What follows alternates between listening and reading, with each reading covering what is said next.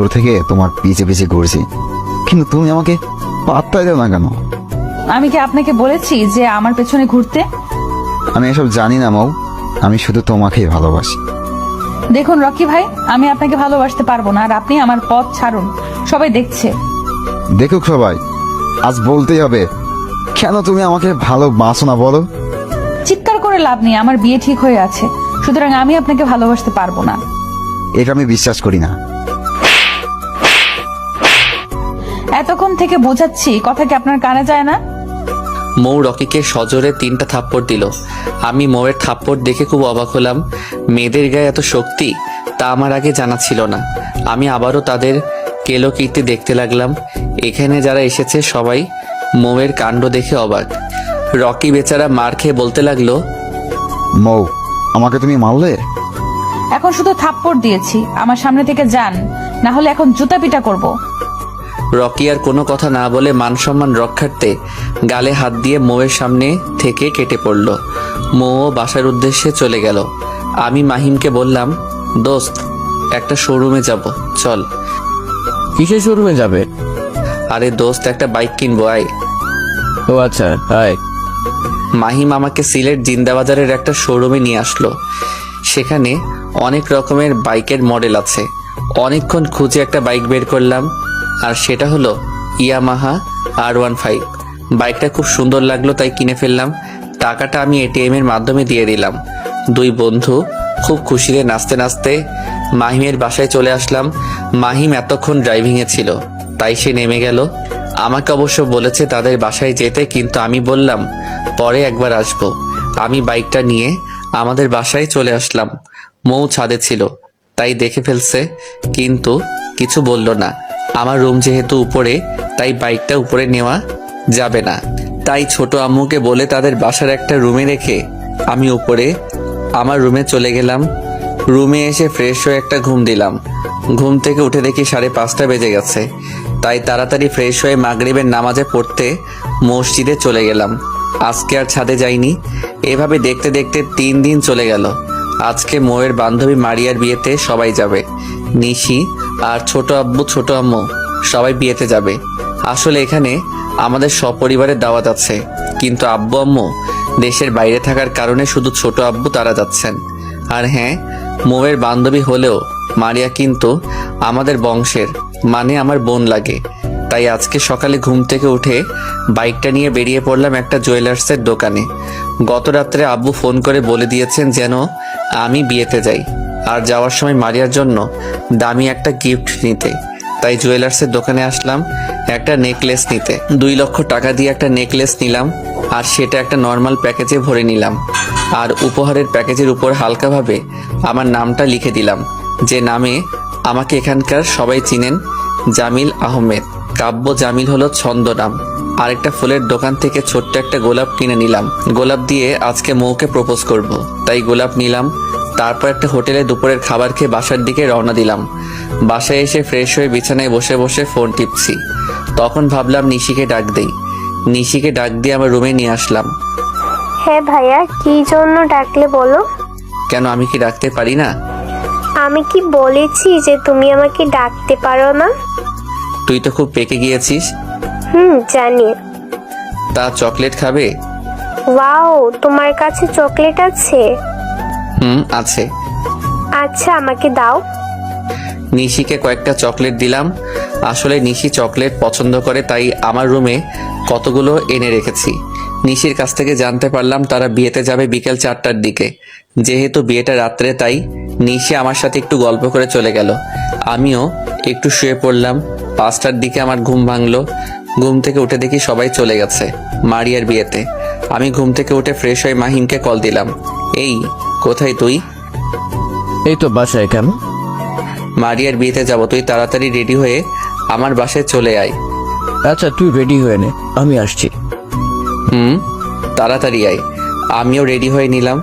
একটু পরে মাহিম চলে আসলো, তাই আমরা দুজন বাইকটা নিয়ে চলে গেলাম মারিয়াদের বাসায়। সেখানে গিয়ে দেখি অনেক মেহমান, আর রকিও এখানে এসেছে। আমরা ভিতরে ঢুকে গেলাম। আমার চোখ জোড়া শুধু মৌকে খুঁজছে, কিন্তু পাচ্ছি না।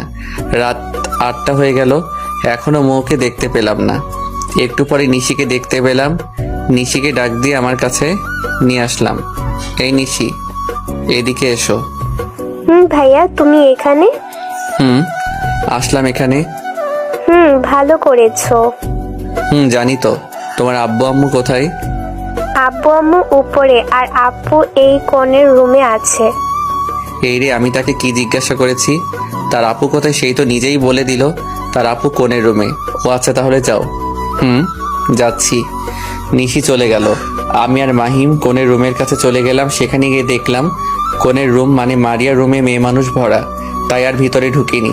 রাত্রে 10টার দিকে মারিয়াকে বরের সাথে স্টেজে তোলা হলো, কিন্তু মৌকে দেখতে পেলাম না। আর বাকি সবাই আছে। আমি মৌকে খুঁজছি, কিন্তু পাচ্ছি না। আমি আর মাহিম আবারও মারিয়ার রুমে দরজার কাছে চলে গেলাম। সেখানে গিয়ে যা দেখলাম তা দেখে আমার মাথা চক্কর দিতে শুরু করলো। মৌ আর রকি দুজনই একটি রুমে। রকি আবারও মৌকে প্রপোজ করেছে, কিন্তু মৌ রাজি হয়নি। মৌ রকিকে বলল, দেখুন ভাই, আমি আগেও বলছি এখনো বলছি, আমি আপনাকে ভালোবাসতে পারবো না, কারণ আমার বিয়ে ঠিক হয়ে আছে আর আমিও জামিলকে খুব ভালোবাসি। আমি 2টা বছর ধরে ভালোবাসি। আমার ভালোবাসা তোমার কাছে প্রকাশ করলাম, আর তুমি যাকে কোনোদিন দেখোনি তাকেই তুমি ভালোবাসো? হ্যাঁ ভালোবাসি, এখন আমাকে যেতে দাও। সত্যি কি তুমি আমাকে ভালোবাসবে না? না, বাসবো না। তাহলে আমি কিন্তু তোমাকে ভালোবাসার জন্য জোর করতে বাধ্য হব মৌ। কি করবে তুমি? প্রয়োজন হলে তোমার গায়ে হাত দিব। রকির এ কথা শুনে আমার মাথায় যেন আসমান থেকে বাজ পড়ল। আবারও তাদের কথায় মনোযোগ দিলাম। কি, তোমার তো সাহস কম না? তুমি আমার সাথে অসভ্যতা করবে? প্রয়োজন হলে তাও করব। রকির এ কথা শুনে আমি আর মাহিম মারিয়ার রুমের ভিতরে ঢুকে গেলাম। আর আমি রকিকে উদ্দেশ্য করে বলতে লাগলাম, বাহ রকি সাহেব, বাহ, এটাই কি আপনার ভালোবাসা? একজন মানুষ যখন আপনাকে ভালোবাসে না, তাহলে এখানে জোর করার কি আছে? আমার কথা শুনে মৌ আমার দিকে চেয়ে থাকলো। মনে হয় মৌ খুব অবাক হয়েছে আমাকে দেখে। রকি আমার কথা শুনে আমাদের দিকে চেয়ে বলল, কে রে তুই? আমি কিন্তু তোকে আপনি করে কথা বলেছি, আর তুই আমাকে তুই করে বললি। তাহলে চল আমিও তোকে তুই করে বলি। আমি কিন্তু তোর দুলাভাই হই। কি, তুই দুলাভাই মানে? এ মাহিম, এই ছেলেটা কে রে? রকি আর মাহিম তারা কলেজের পরিচিত। এই যে বললো না তোর দুলাভাই। শালা তুইও এইটার সাথে? আমিও এটার সাথে। তুই মেয়েকে বিরক্ত করছিস কেন? একে বিরক্ত করলে তোর কি? মেয়েটা আমার বন্ধুর বউ হবে, তাই ভাবি হবে আর কি। কি বললি? তখন আবার আমি বললাম, কি দিয়ে তোর লাভ নাই, এখান থেকে ভাগ। আমরা কথাবার্তা বলছিলাম, তখন ছোট আম্মু মারিয়ার রুমে মানে আমাদের কাছে আসলেন, কিন্তু আমাকে খেয়াল করেননি।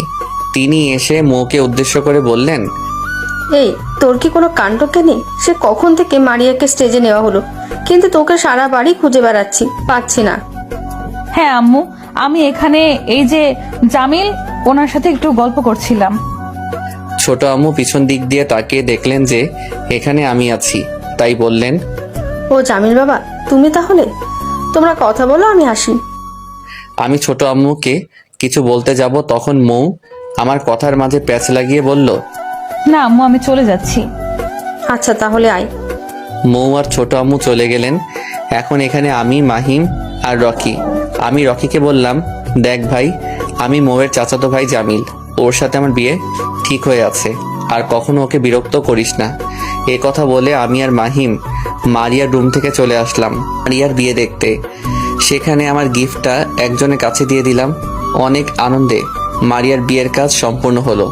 তারপর খাওয়া দাওয়া শেষ করে যে যার মতো চলে গেল। মৌ তারাও চলে গেল। আমি আর এখানে থেকে কি করব, তাই আমি আর মাহিম চলে আসলাম বাসায়। মাহিমকে আজকে রাত্রের জন্য আমাদের বাসায় রেখে দিলাম। রাত প্রায় 2টা। আমি আর মাহিম জেগে আছি, দুজনে গল্প করছি। ভাবলাম মৌদের বাসা থেকে আসি, তাই আমার পকেটে রাখা গোলাপটা বের করে মাহিমকে বললাম, দোস্ত, সারাদিন থেকে এই গোলাপটা পকেটে রেখে দিয়েছি মৌকে প্রপোজ করার জন্য, কিন্তু মৌকে কখনো প্রপোজ করার সুযোগ পাইনি। তাহলে কালকে প্রপোজ কর।